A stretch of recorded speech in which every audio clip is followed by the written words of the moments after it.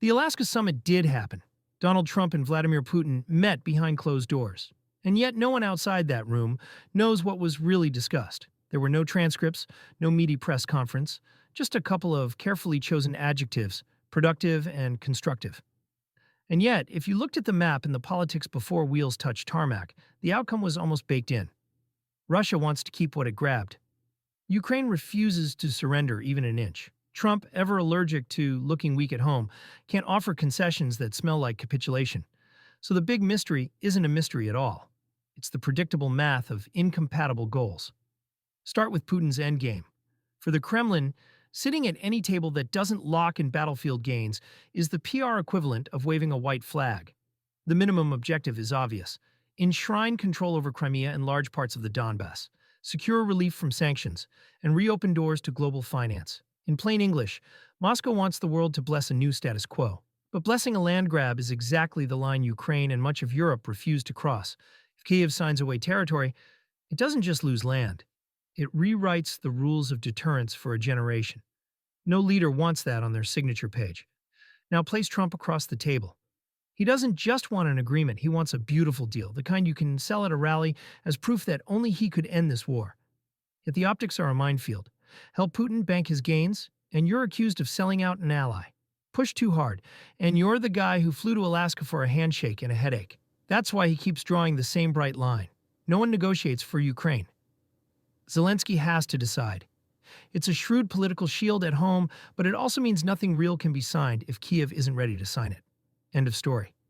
And here's the irony. If Trump insists no one can negotiate for Kyiv, why wasn't Zelensky invited to the summit? Clearly, this Trump-Putin meeting was merely exploratory.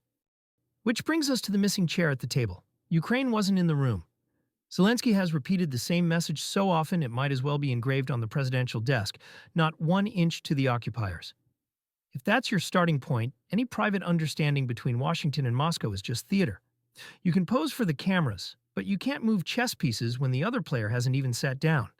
Layer on the trust problem, and the plot thickens. Moscow reads the West as war-weary. Budgets tightening, attention drifting.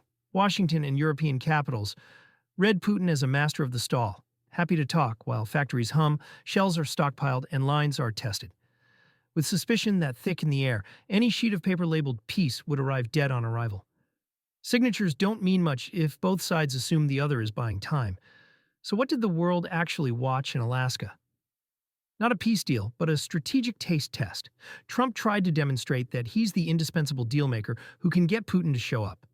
Putin tried to demonstrate that Russia shows up as an equal, not a supplicant. The visuals were cinematic. Red carpets, fighter jets, motorcades, the choreography of power. But it felt like a blockbuster trailer without the feature film. Meanwhile, reality kept grinding forward. Ukrainians kept fighting and bleeding.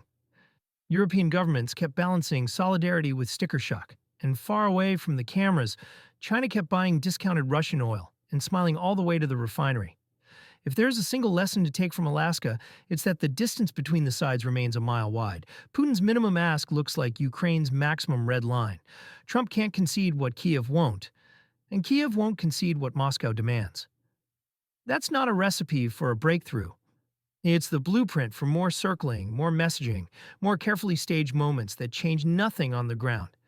Think of it like a first date where both people insist, "I'll only stay if you pick up the check," and then glare at the bill until the restaurant closes.